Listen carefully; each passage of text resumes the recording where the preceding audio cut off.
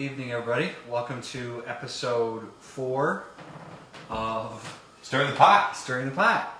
And happy Easter. We saying it? Yeah, we can say it. It's tonight. A few hours. In a few hours. Yeah. Happy Easter.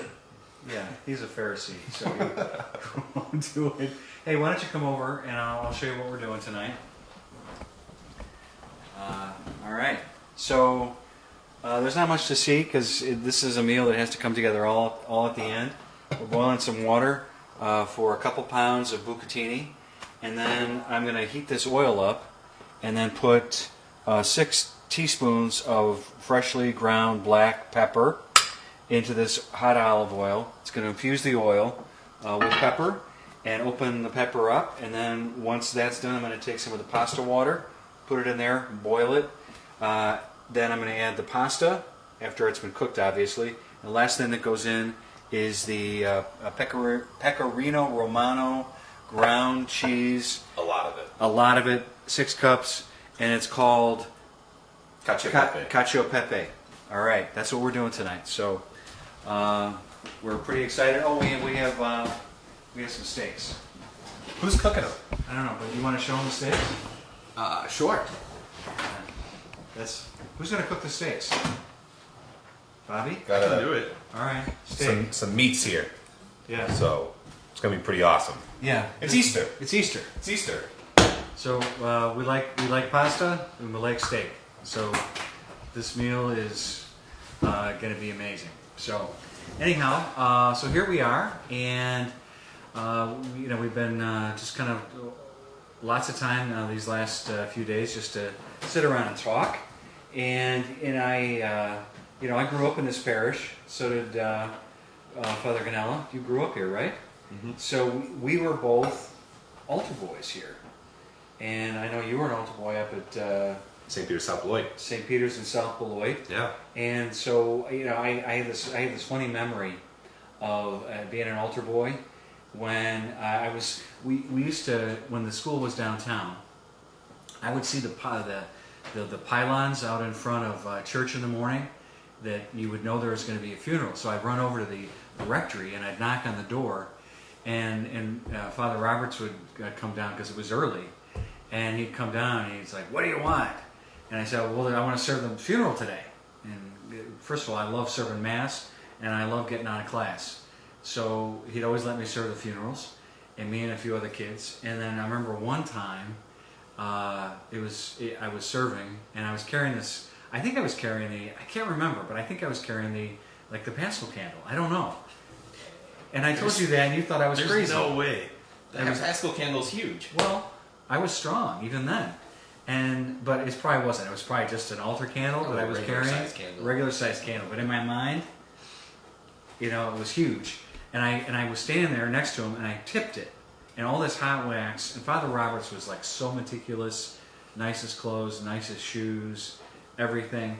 And I spilled the wax on his shoes, and he blew up in the Mass. He yelled at me in front of all these people. Wow.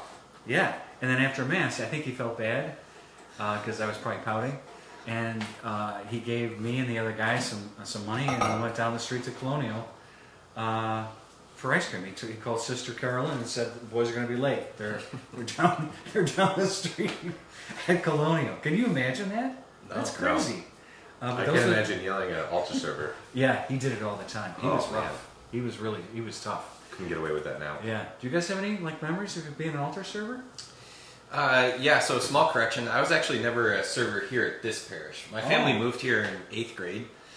And before that, I was an altar server. We lived in Kentucky at a really small parish, and I would serve Mass there growing up. And my favorite memory of serving Mass is just being able to be very close to the priest. We had this very old holy priest, and he did everything well and very reverently, and just to be able to be up there close to him and hear the prayers that he would say quietly to himself that no one else in the congregation could hear, like the prayers when he washes his fingers.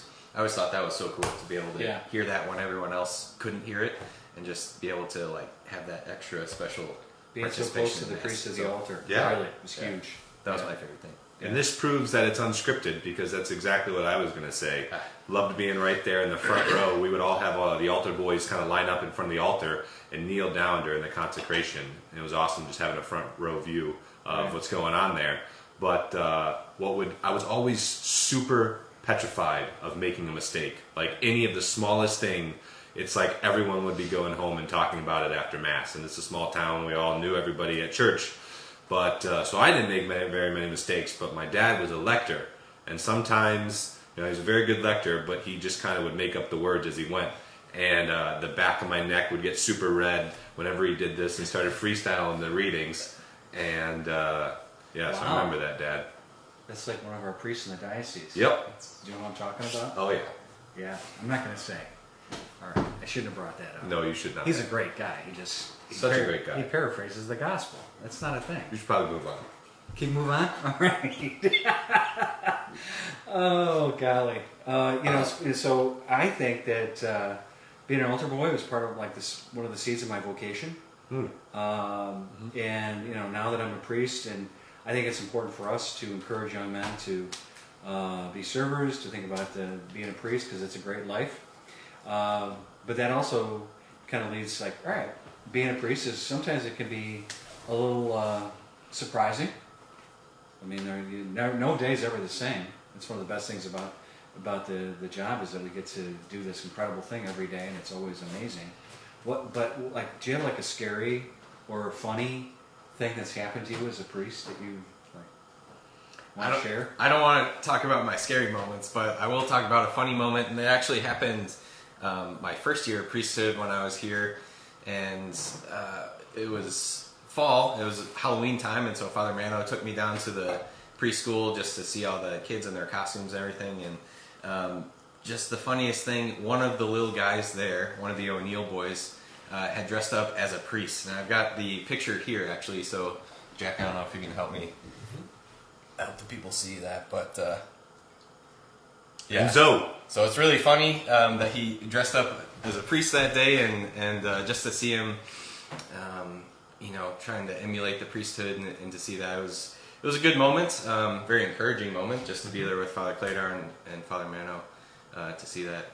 It's pretty quick. It's a pretty great picture. It's a great picture. Yeah, It's pretty I funny. love that. Yeah. yeah, I had one this morning. Oh, We got, speaking of pictures, somebody put this on my Facebook, and oh my goodness, I laughed for like 10 minutes when I saw this. it's pretty funny. But shout out to Philip. I did his wedding last month with Karen, and he sent this. It was inspired by last week's Stirring the Pot episode.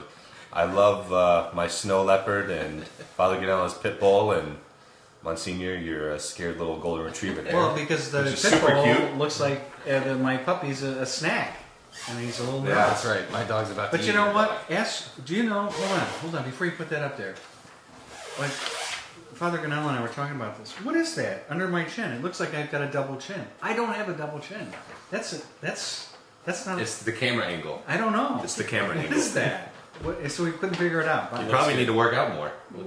You got a beefy neck, though. This guy could deadlift like 380. Yeah, I know. That's it. What about you, Monsignor? Yeah. So a funny moment. My first moment is as a priest. One of my first moments as a priest. I was doing my first Mass, and we always do our first Mass in our home parish. So guess where I did my first Mass? I did it here at the downtown church, and it was the last Mass of the morning, and it was just a regular parish Mass, and a bunch of priests were there, and you know, for priests, we always plan our first Mass in a big way. We want it to be really special, and so I had done that. Well, it was time for Mass to start, and the priests are like processing in, and it was my turn to come in, and I was just terrified, and I was like, I don't want this. Like, no, stop. That's what I was doing. I get up to the front, and it was Monsignor Hoffman, and I think it was Monsignor Dempsey standing next to me, and at the conciliar chairs right next in the sanctuary, and I got up there and I froze. I couldn't remember what to do, and Monsignor Hoffman leans over and goes, "Sign of the cross, make the sign of the cross." I totally blanked out. and I was sweating, and it was yeah. It's the first time. It was I was terrified. It was great though. It was your first mass, man. It was You unbelievable. emceed mine, which was very helpful. Got me through it. Yeah, that was great. There were a couple times, where you're just like, I've been to mass 10,000 times, but I forgot everything when you say mass for the first time. Yeah, It's crazy. You're deer in the headlights, man. Hey, and so we have one of the people that works for our parish is Nick Frank. He's always got these great ideas, and he called us. He texted us the other day, and he said, "Hey, while we're doing this quarantine thing, you should like do a quarantine playlist." And I'm like, "Yeah, that's a fantastic idea." So You were excited. I was very excited. He said, Really give excited. me 6 songs. Well, I went crazy. And I gave him my list, and all of a sudden I get a text from him saying, Well, it was 60 songs. It was not 5 or 6. It was 60 songs. yeah, wait till you guys see it. It's going to be up tomorrow, or Yeah. on Monday. We're putting the playlists up on Monday. And What's your favorite song on there? Yeah, what's the U2, Beautiful Day. Beautiful Day. Have you ever seen U2? Yes. Where? At Rosemont. Ah, And I saw Bruce Springsteen there. That was that was like the best concert. I've Together? ever been. No, Oh. no. I would have died. Ecstasy. That would have been it. So I have this great playlist. I can't wait for you guys to see it. there's quite a few U2 songs on there. Yeah. I saw them in Soldier Field in 09. Oh my gosh. It was amazing. That's incredible. Yeah. Yeah, that had to be something. Did you put out a playlist? I did. It's not 58 songs or 60 songs or whatever, but limited it to like 20, 21. Oh, But gosh. All right. Mine's only 9. I thought it was 10. I was trying to follow You the direction. miscounted. I revised it. He miscounted. I did not miscount it. Math major Revised over it. here. Can't count to 10. But my favorite song on there is "Awake My Soul" by Mumford & Sons. That is just, I've loved Mumford & Sons since they just came out, and seen them a number of times in different countries, and was able to see them in Rome out by the other airport, Ciampino, on the dog tracks. They had a big old field. Really? It was awesome. Yeah. The Italians went crazy. It was awesome. That would be an experience. Yeah. Wow. But, so yeah, look on Monday, Easter Monday, our playlist will be out. They're up on Spotify. Yeah, but, you can go on Spotify right now and look You them can up. find it. Yeah. And Well, is it quarantine playlist or is it got our names? Mm-hmm. Yeah. Both. Yeah. Oh. All right. What's your favorite song on there? I think that, it's always hard to pick a single favorite song, but I think one of my most long-lasting favorite songs is "Courtesy of the Red, White, and Blue" Yeah. by Toby Keith. So that one's definitely on there, and one that I can always go back to and always makes me feel good listening to it. It came out after 9/11. After 9/11, right? Yeah. Yeah. It's a great 4th of July song. It's one of your workout songs, isn't it? You Put on your red, white, and blue comes up sometimes. thing, and I had that on yesterday. The eagle and the flag. Eagle and the flag. The That's right. Velociraptor and the... yeah. So you kind of hurt yourself yesterday when you were lifting, did you? What? Just You did. tweak the back a little bit. What'd you do? It's okay. Yeah. I mean, just hurt it a little bit, but How's it doing a little today? bit sore. Doing a lot better today. Yeah. Were you deadlifting? It was Yeah. like 10 pounds. Oh, gosh, man. I didn't know that. I was probably sleeping or something. So, Yeah. have you ever been hurt? Like, is that like your worst injury? Oh, Or, not even close. Like, tell me what was the worst thing you got ever? Like a bad injury? I think the worst injury I ever had was breaking my collarbone in a soccer game. I broke lots of bones playing soccer, but breaking my collarbone was the worst. So That hurt. Did you score? it's bad. No, it's bad. It's a long recovery. It's Oh. it's just no fun. Because there's no place for the bone. You can't set it. You can't It's set just it. got to float you just around gotta, until like, it catches. hold your arm still Yeah. until it. Do you sleep on your side? Or do you gotta lay... I can't remember. Blocked it out. What about you? So I've never broken a bone. I'm kind of like Ooh, Jesus. Wow. But I did have a dog bite my nose. And we were... That's why I don't like dogs. This is a big dog, and we were thinking about adopting it. And I was trying to roughhouse it a little bit. It was a Mastiff. It was a big old Mastiff. And he got a little excited, and he just turned his head, and his tooth went in and out of my nose and tore the septum off. So I'm like, I'm fine. I stood up, and my sisters and my mom started screaming because blood just went everywhere. And Probably, yeah, probably made it hard to pick your nose for a while. it's a long, gruesome story, but it was the most painful stitches I've ever received in my life. That's rough, so man. plastic surgeon had to put it all back the nose together. bleeds a ton. Yeah. Yeah. So What about you? I was actually, what reminded me is because my mom just texted me, wanted to know what was wrong with my face. And she goes, "Did those guys get tired of you and finally hit you?" No, actually, it's just like a dermatology thing, burning it off my face. We finally got our fight club started. Yeah, we do. Bar soap and Deacon Jack has a he's, mean punch. yeah, he does. And then Yeah. Grant comes in and he piles on. So that's how it works. He can run very far. I can't keep up with him. He tires me out, wears me down, Yeah, kicks no, me. I got like a dog. My biggest thing was when I was at Holy Angels in Aurora as an associate. I was right after the school mass. I was coming. I went over. I got the Eucharist. I was going to the hospital, and I was pulling out of the lot just as the kids were coming over from the school mass back to school, and so they were crossing the street. And I was going down the street away from them, and this glass truck ran the corner. What? And slammed into me right here on the driver's side. Punched in. I got thrown down and broke my collarbone. I had this huge bruise. I had broken ribs. And I drove down the street. Even after I got hit, it threw me over into somebody's lawn. I went between, and I'm laying on the floor. The car goes in between these trees, and then it comes back out in between two parked cars, goes down the street again, turns 90 degrees down a driveway, which was my business manager's driveway. Was it like a hit and run? Or you just No, lost control? I was on the floor, and so the car's doing this without me doing anything, and it goes down this driveway, and it finally stops, hits the garage comes down on top of my car, and then when they were guess where the Eucharist was, when they pulled me out of the car, it was in my hand. All right. How Wow, about that? that's a no, homily. I have no memory of any of it, but you're right. Those kind of bones took forever. Yeah, that's definitely an homily. Yeah, that was a pretty bad bust up. But You're okay. it's a great story. It is a great story. Yeah, yeah. Speaking of great stories, He's risen. he's risen. It's Easter. It's the best story ever. And one of the ways we celebrate Easter as families is Easter baskets. And I know, like growing up, I had an Easter basket. Did you ever get an Easter basket? Oh yeah, definitely. Easter Bunny brought you a basket?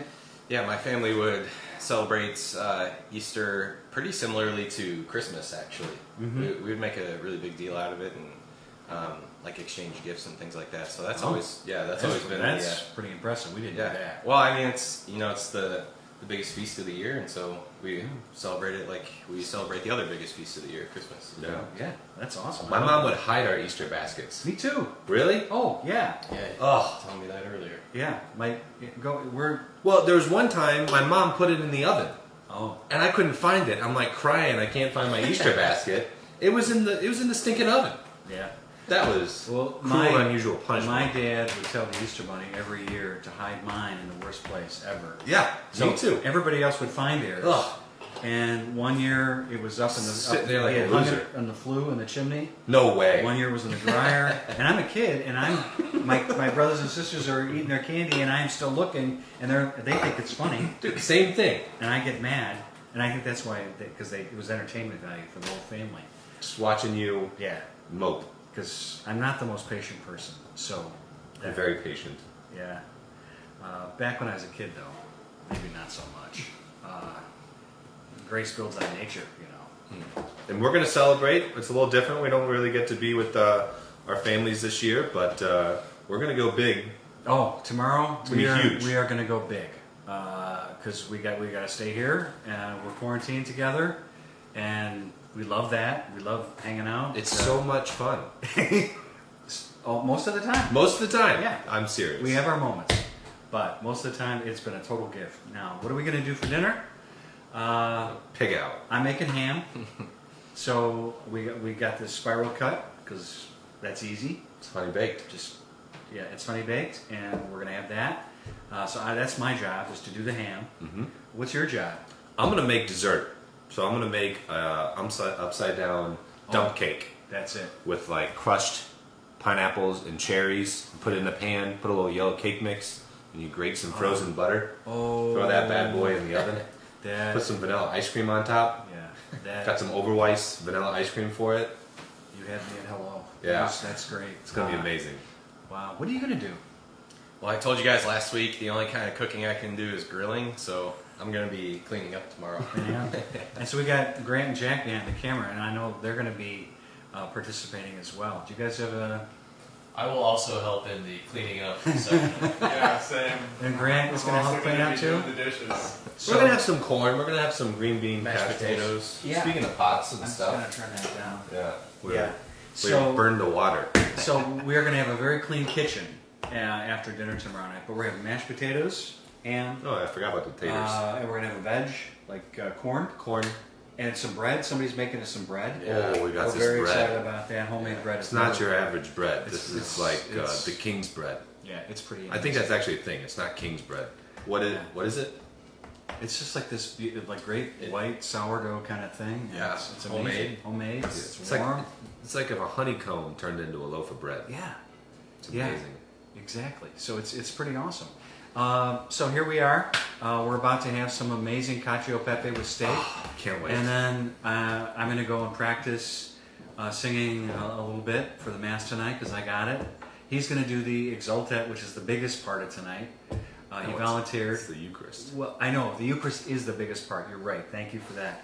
But the hardest part is singing the Exultet, and he's going to do it. So I'm really grateful. I think for we've that. talked about the fact that singing hasn't always gone well. So But he volunteered. I'm not making him do it. I'm not that kind it's of a like guy. my Lenten Uh, sacrifice for the week. but it's going to be beautiful. You have a really hope good so. voice. Yeah, you don't. I hope so. But Shots fired. hey, folks, it's been fantastic being with you. We miss you. We're praying for you. We can't wait to be together at the altar to celebrate the Mass and to receive Jesus together again. But meanwhile, I hope these moments when we get together have helped you. Remember how much you're loved and cared for by your priest and by your parish of St. Patrick. So we're going to give you a triple dose of the Holy Ghost. The Lord be with you.